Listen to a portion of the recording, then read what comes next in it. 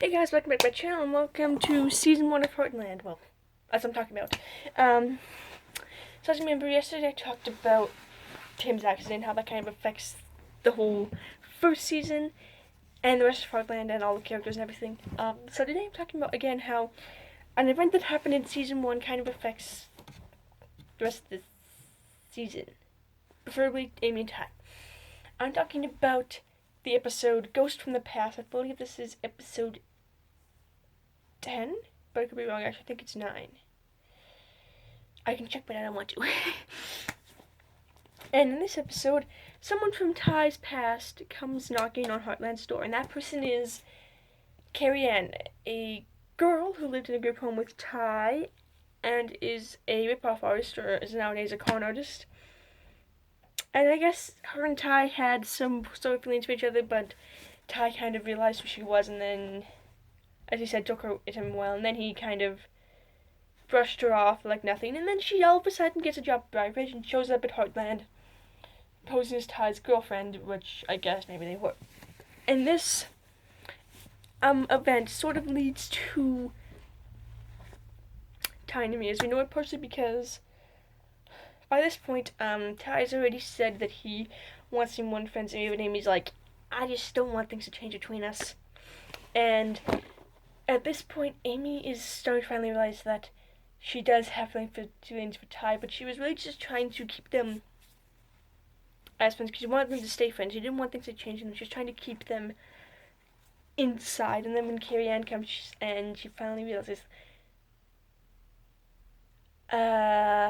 she kind of starts to get a little bit jealous and kind of realizes,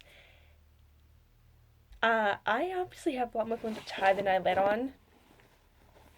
And we see that quite a bit. Of course, we do see that quite a bit throughout certain episodes of the season, but especially after this episode, we see it quite a bit, all the way up to 13, where their feelings kind of come out. And of course, this also kind of leads to the rest of the series because Kerry-Anne tries to convince Ty to come with her when she's running away from stealing Ash's necklace, and Ty says no. And then eventually, Kerry-Anne says something that is completely not true. She says that her and Ty are the same. True, you're both troubled youth that lived in the group home together, but there's a difference. Ty cleaned up his act and decided to change who he was as a person, whereas you prefer your old ways and keep doing that, and it doesn't, and in the long end, it's not going to be good for you. And Ty, by that point, has kind of realized that, and then she says, get in the car, you're never going to hook up with that farm chick, and it's kind of a moment of foreshadowing, because, in other words, she's trying to convince Ty that Amy honestly isn't good for you. She doesn't care for you. Just get in the car because I want to be with you. And Ty just says no and drives off. And I just hit my glasses with my necklace. Whatever, that hurt. And I like this because it's kind of irony and foreshadowing. It's foreshadowing because you know that maybe Ty and Amy are going to marry an event or something like that, and they do.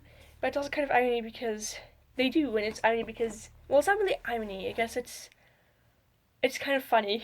It's like in Race to the Edge of How to Train Your Dragon when Vigo Hasashine says, "Are you really gonna sacrifice your life for her?" Something, and it works because he does, and they end up getting married. It works so well. I like it when people do that.